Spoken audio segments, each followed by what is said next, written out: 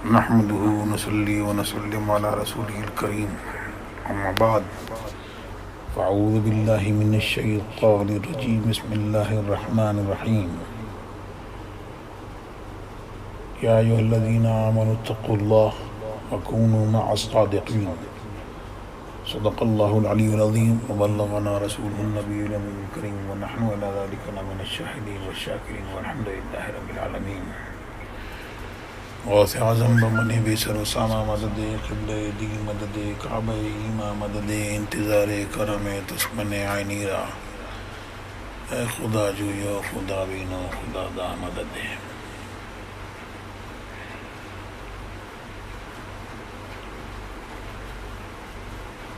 لحد میں عشق رخ شاہ کا داغ لے کے چلے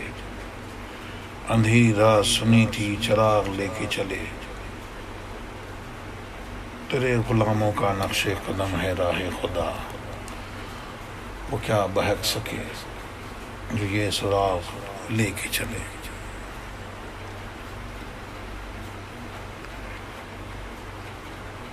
آج یہ جو محفل ہے یہ محفل حضور میں ہمارے ملت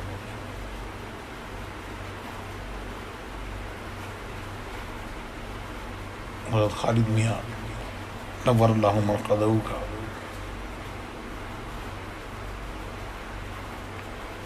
کہ سالانہ عرس کی مقدس محفل ہے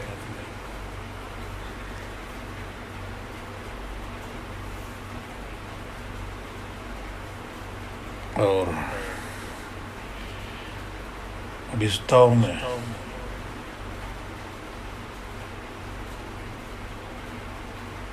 اسی طور پر آن لائن ہی یہ ساری محفلیں ہو رہی ہیں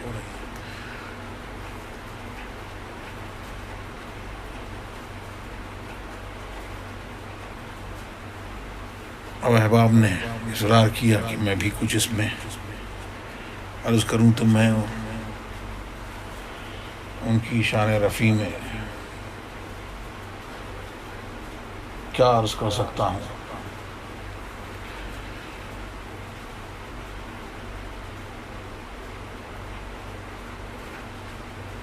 وہ حضور مفتی اعظم ہند نور اللہ مرقدہ کے نواسے پروردہ مفتی اعظم بلکہ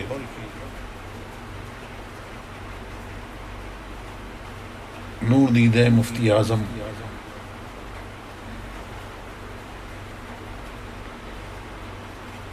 اس گود میں انہوں نے ان لوگوں کی گودوں میں پرورش پائی جو سب اللہ والے وہ حضور مفتی اعظم جن کی جلالت علمی کا ایک زمانہ معترف جن کے تقوی و طہارت کا ایک عالم قائل جنہوں نے کتنے محتاجوں کو داتا بنا دیا کتنوں کو صاحب فضل و کمال بنا دیا جن کی ایک نگاہ کیمیا اصل میں ذروں کو آفتاب و مختاب بنا دیا انہی کی بارگاہ کے ایک اور پروردہ ایک اور خوشہ چیز یعنی والد گرامی حضور تاج الشریعہ اس حقیقت کا یوں اعتراف کرتے ہوئے نظر آتے ہیں اور فرماتے ہیں مفتی اعظم کا ذرہ کیا بنا اختر رضا محفل انجم میں اختر دوسرا ملتا نہیں انہی مفتی اعظم کی اسی بارگاہ علی کے پروردہ ہیں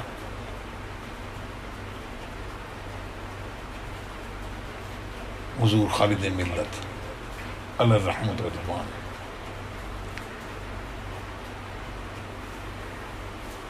جنہوں نے بھی ان کو اپنی سروں کی آنکھوں سے دیکھا ہے، ان کا مشاہدہ کیا ہے، ان کا دیدار کیا ہے، وہ سب جانتے ہیں کہ وہ بچپن ہی سے منکسر المزاج، تقوی شعار اور ایک صوفی صفت شخصیت کے مالک تھے، بلکہ صوفی گر تھے۔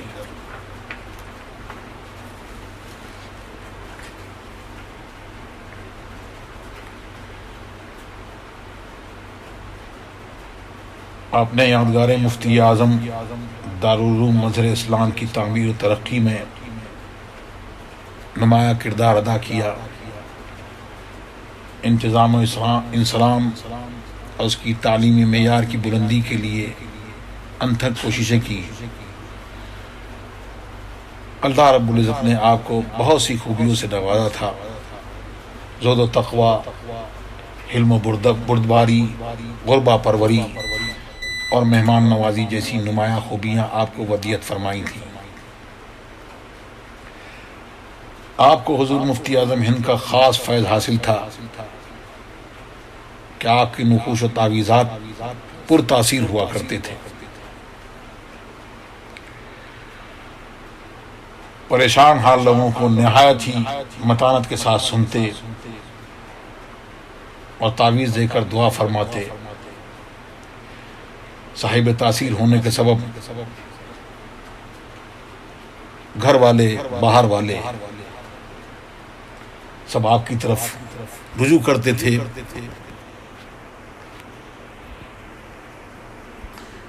بلکہ آپ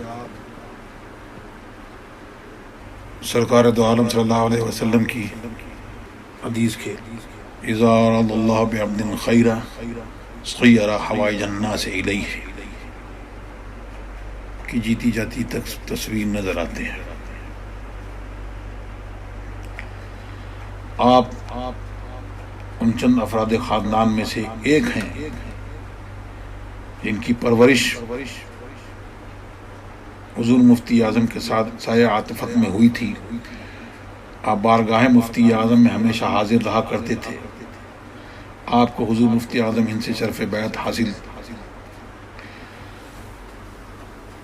غالباً 22 سال کی عمر میں حضور مفتی اعظم ہند نے آپ کو اجازت و خلافت عطا فرمائی اور تعویذات اور وظائف کی اجازت فرمائی، اور وظائف کی اجازت غالباً بچپن ہی میں مرحمت فرمائی۔ اس موقع پر حضور مفتی اعظم ہند نے جب آپ کو خلافت عطا فرمائی تو اس وقت حضور مفتی اعظم ہند نے امام اہل سنت اعلی حضرت کا جبہ مبارک آپ کو عطا فرمایا۔ آپ کو حضور سید العلماء اور حضور برہان ملت جیسے اکابرین سے بھی اجازت و خلافت حاصل۔ فراغت کے بعد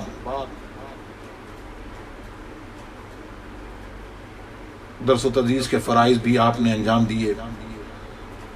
صبر و استقامت میں بھی آپ کی شخصیت مثالی، عمر کے آخری ایام اور حالات میں بھی آپ نے صبر و تحمل کا دامن اپنے ہاتھوں سے چھوٹنے نہیں دیا۔ ہمیشہ صبر و شکر کے الفاظ زبان پر جاری رہتے، دوسروں کو بھی صبر و شکر کی تلقین فرماتے، اپنی پریشانی میں بھی دوسروں کی پریشان حالی دیکھ کر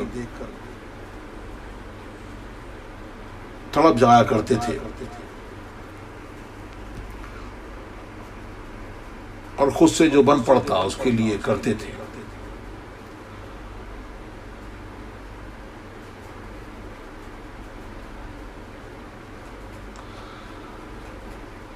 آپ ان بلند قسمت شخصیات میں سے ہیں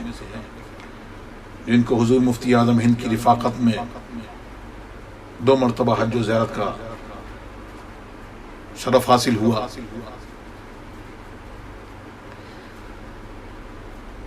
تو ساری زندگی آپ ان کو دیکھیں گے اور پوری زندگی کا اگر آپ جائزہ لیں گے تو پتہ چلے گا کہ وہ ساری زندگی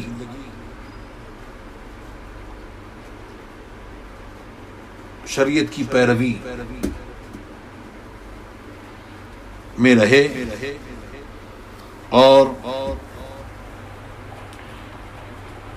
اوراد و وظائف میں مشغول رہے اور لوگوں کی مشکلات کو وہ حل فرماتے رہے اور لوگوں کو اپنی عملی زندگی سے